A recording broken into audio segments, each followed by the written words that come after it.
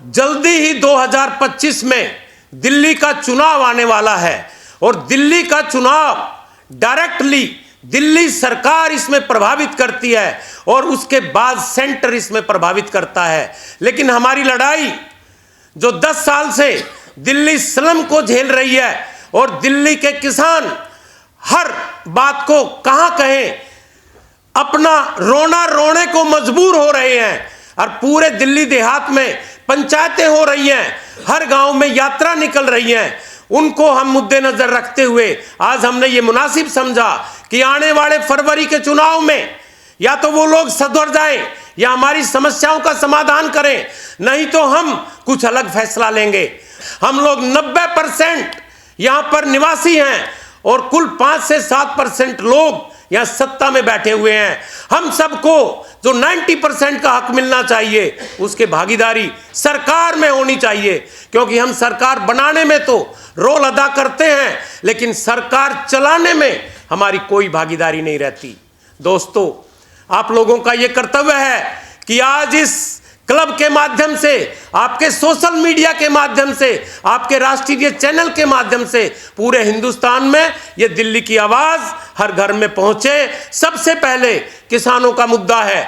दिल्ली में 3 जगह धरने चले हुए हैं, एक दौलतपुर में धरना चला हुआ है, एक कजावला में धरना चला हुआ है, एक कुतुबगढ़ में धरना चला हुआ है और दिल्ली के चारों तरफ धरने चले हुए हैं।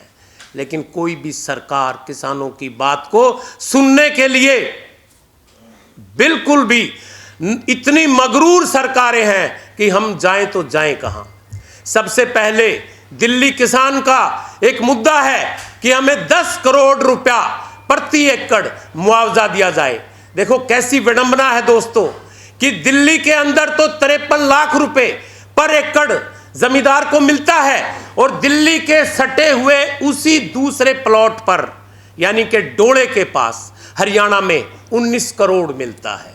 ये कहां का इंसाफ है?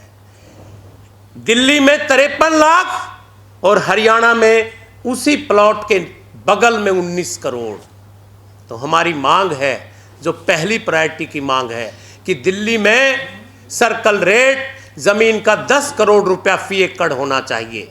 हमारी दूसरी डिमांड है कि मास्टर प्लान जो 2021 तो आज तक लागू नहीं हुआ, 2041 दिल्ली का मास्टर प्लान तुरंत लागू किया जाए ताकि दिल्ली का विकास हो सके। दिल्ली स्लम के रूप में जो बढ़ती चली जा रही है उसका विकास हो सके। हमारी मांग है कि दिल्ली के चारों तरफ 2008 में शीला दीक्षित की सरकार ने और एलजी का नोटिफिकेशन है कि दिल्ली के चारों तरफ, गांव के चारों तरफ 200 मीटर के अंदर लाल डोरे को मंजूरी दे दी जाए और वो नोटिफिकेशन आपके सामने है, लेकिन ये सरकार उसको लागू नहीं करती। जो गांव के पास 200 मीटर के दायरे में चाहे किसी भी परिस्थिति में लोग रह रहे हैं उसको लाल डोरा घोषित किया जाए, क्योंकि दिल्ली की आबादी 15 लाख से 1.5 करोड़ के करीब चली गई है। तो दोस्तों, हमारा तीसरा मुद्दा जो दिल्ली का है वो 74/4 के दौरान 20 सूत्री कार्यक्रम के तहत दिल्ली के अंदर लैंडलेस को जो प्लॉट दिए गए थे आज तक उनका मालिकाना हक दिल्ली वासियों को नहीं दिया गया है।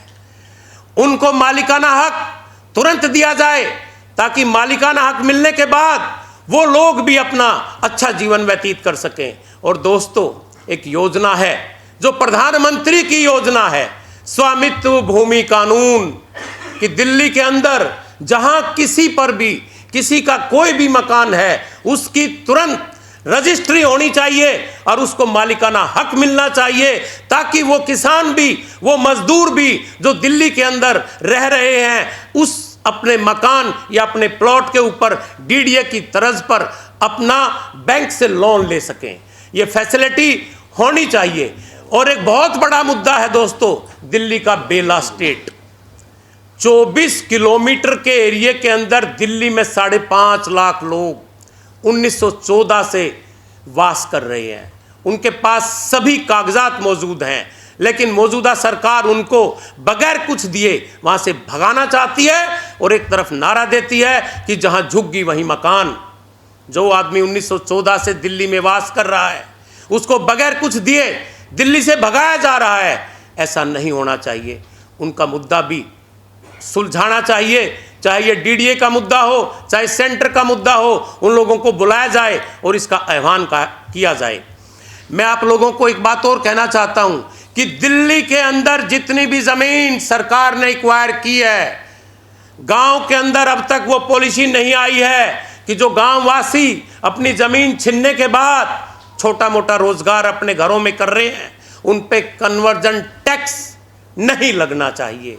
ये भी दिल्ली देहात की एक बहुत बड़ी डिमांड है जिसको सरकार ने मानना चाहिए। बाकी आगे के प्रोग्रामों को, आगे हमें क्या करना है, कैसे इस भागीदारी मोर्चे के तहत ये सरकारें हमारे इस मिशन को भागीदारी देंगी, क्योंकि जब हम सरकार बनाते हैं तो सरकार चलाना भी हम लोगों का फर्ज है और दायित्व बनता है। या तो ये भागीदारी देंगी, नहीं देंगी तो राष्ट्रीय भागीदारी मोर्चों के तहत 2025 के अंदर पूरी दिल्ली में जो लोग भी दिल्ली विधानसभा पहुंचना चाहते हैं, ये भागीदारी मोर्चा उनका समर्थन करेगा और वो जो लोग चुनाव लड़ेंगे उनका पूरे तहे दिल से समर्थन करेगा।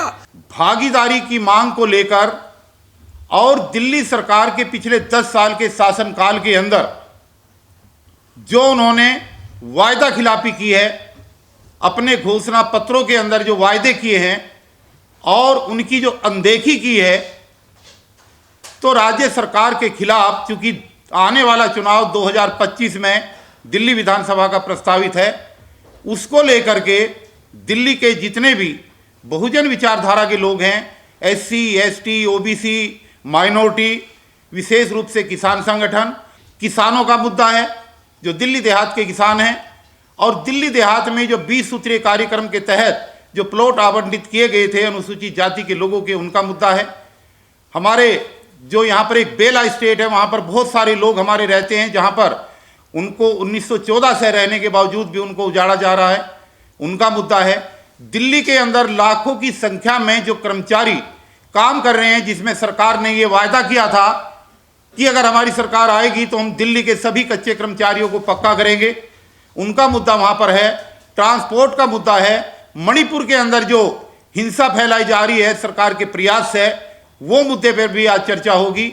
आने वाले समय में जिस तरीके से EVM से छेड़ाखाड़ी होकर के देश के अंदर चुनाव को प्रभावित किया जा रहा है, उसके ऊपर चर्चा होगी। और दिल्ली के अंदर विशेष रूप से जो सफाई कर्मचारी बहुत बड़ी संख्या में हैं, उनके साथ जो अनदेखी हो रही है, उनको समय पर सैलरी ना मिलना, उनका पक्का ना होना, ये तमाम इस तरीके के मुद्दे हैं जिसको लेकर के 10 दिसंबर ताल कटोरा के मैदान में, ये एक बहुत बड़ा मैदान, स्टेडियम के अंदर एक बहुत बड़ा सेमिनार, भागीदारी महासम्मेलन वोट की चोट के नाम से हम आयोजित करने के लिए जा रहे हैं।